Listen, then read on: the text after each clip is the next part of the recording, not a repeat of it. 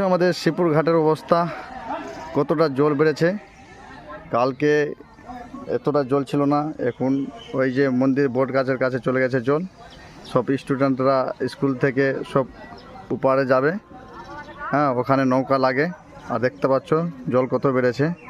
এই যে আমরা নদীতে স্নান করতে এসেছি আজকেও, ছোটদা, দিগম্বর, এই যে বট গাছে সবাই ওখানে স্নান করছে, খুব এনজয় করছে। আর জল প্রচণ্ড বেড়েছে আজকেও। আর দেখতে পাচ্ছ শিবপুর ঘাটের ভিউটা, জল জল হয়ে গেছে।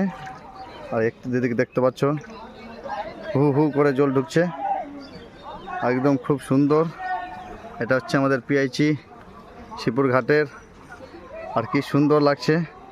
আর সব দোকান যতটা ছিল সবটা ডুবে গেছে, একটাও দোকান খোলা নাই।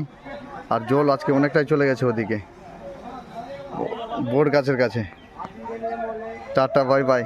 ছোটদা হাই কর।